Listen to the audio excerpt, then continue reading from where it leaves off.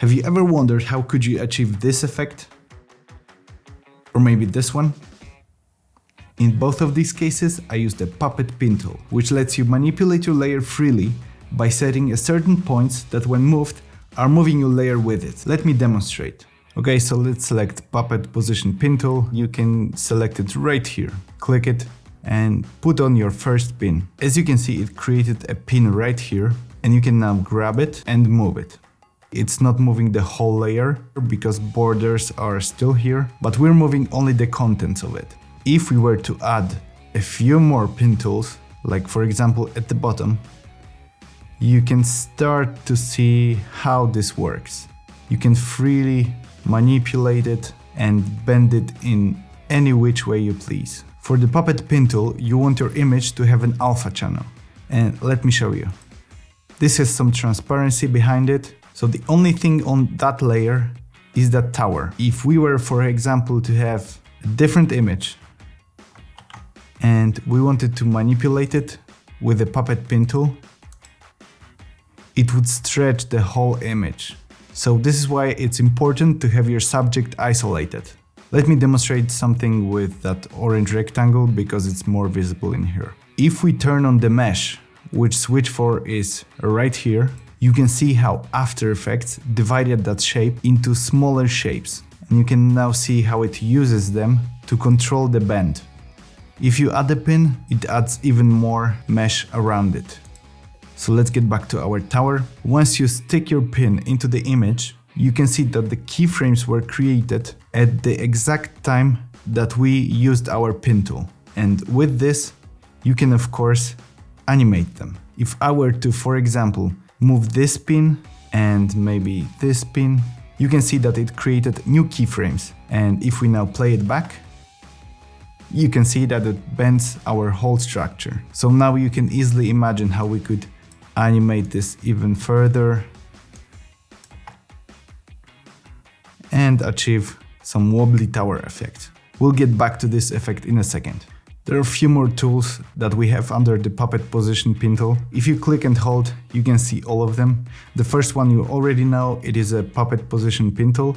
They control only the position of the pin and they are marked as a yellow pin in the UI. Next one is the puppet starch pin tool and they literally behave like you would put a starch on a cloth. So let's create first some pin tools. Now without the starch tool, you can see how the leg bends right here. If I add the starch pin tool, look how much more stiff that is. Now before and after. So they kind of behave like bones in the body and that part of our image is less prone to deformation. And you can see that the mesh is getting way more dense around these points. And in the UI they have color red. Now let's check out the puppet bend pin tool.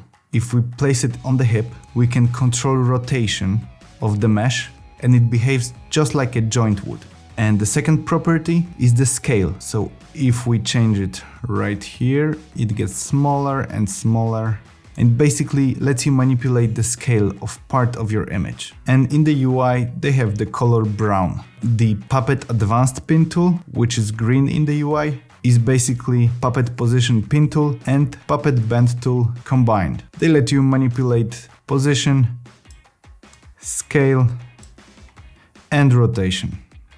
For the last one, the Puppet Overlap Pin tool decides which part of the layer will appear in front if they happen to cross. So if I put the Puppet Overlap Pin tool right here and move here, now the black leg appears to be in front. If I move it, now the black leg appears behind. Okay, so let's get back to our tower. We're gonna animate it to kind of wiggle around just like one of the clips I showed you in the beginning. Let's start with the most primitive way. Okay, so let's grab the Puppet Position Pin tool. We're in the time 0. Let's add a few pins on the base because we want it as rigid as possible. Let's add 2 right here, 1 in the middle and 1 towards the top. Maybe let's add some Puppet Starch tool so it's more rigid around the base. 1 right here and maybe 1 right here. Now let's go a few frames forward.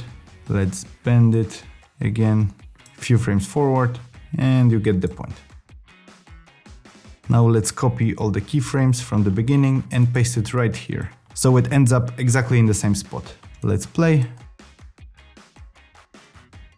And you see it wobbles around. Maybe we can finesse this a little bit. And that's basically it. You can always turn on the motion blur for the puppet pin tool and see how it looks. And as you can see, the motion blur helps to sell the effect more. Let's try it with the bend tool. Let's remove all the puppets, add a few to the base. And we added 3 puppet bend pin tools. And we can of course keyframe it right now. We want to animate the top a little more than the bottom. So let's type in 10, 20, and 30. Go a few frames forward. And you get the point. But what if we have a lot of these pin tools and we don't really want to animate them one by one? So there is a way to do that. Let's delete all of the keyframes. What we already know is we want to bend the top one a little more than the middle one, and that one a little more than the bottom one. So what we can do is use expressions. We have separate lesson on expressions, so feel free to check it out. Don't worry, it won't be anything super hard, actually quite simple. All you have to do is press Alt and click on a stopwatch, grab the pick whip tool and point to the rotation below it and click away. Do the same for the middle one, Alt click. And now that they are linked, you can see that it's all bending. But it's kind of stiff, and this is because we are not bending the top and the middle more than the one before that. So to do that, all you have to do is type in times 1.5, click away, and again times 1.5, click away. And now if you rotate it, you can see that it's bending the whole thing. And now all we have to do is animate it only here. So 30 minus 25. As you can see, this was way easier than animating everything by hand. So let me show you one more trick. So this is a trick that not really many people know. If you have a pin tool and you click Ctrl, you can grab and move it, and the After Effects will record all your moves. So let's check it out. Press Ctrl, move it around, and by pressing Command or Ctrl, it recorded all my moves as keyframes. It's not the most precise way to animate it, but if you really want some randomness, or maybe for a quick dirty animation, this works wonders. Okay, so what I have right now is a clip from a commercial I did some time ago. I'm gonna try to recreate the effect that I did. So what we have right here is a clip, which is basically this guy coming up to her. Now I have a clean plate part where I froze the time. He's not visible in here. Now I have really rough rotoscoping done on him. And for the last one, I duplicated the layer and froze it in time.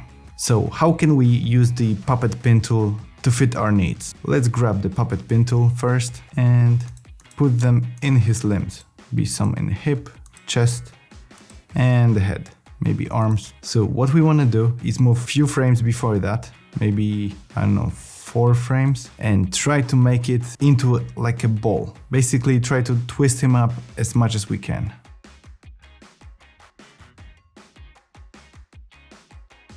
There you go, and if we play it, you can see he kind of unfolds. But this is only the start of the effect. What we want to do is first rotate him a few times.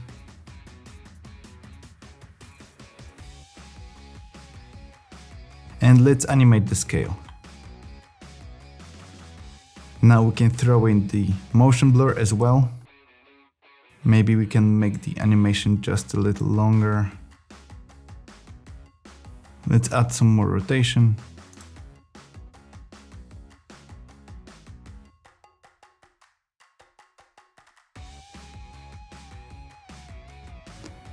So after some tweaking, we've got this. And maybe we can add some smoke effects, for example.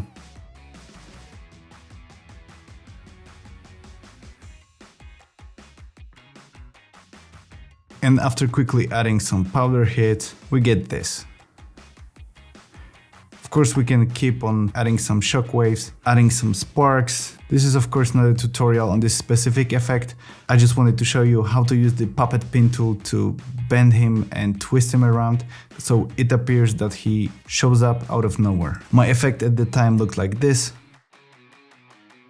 It wasn't the greatest, but it did the job, it was fun to do. So the sucked into the phone thing, you do basically the same way, only in reverse. So from the whole character, you animate it into a small blob that gets sucked into the phone. We'll of course use the puppet pin tool in full-blown tutorials for effects, but for now this is it. These are the basics. Hit me up with any questions you may have, and I'll see you in the next one.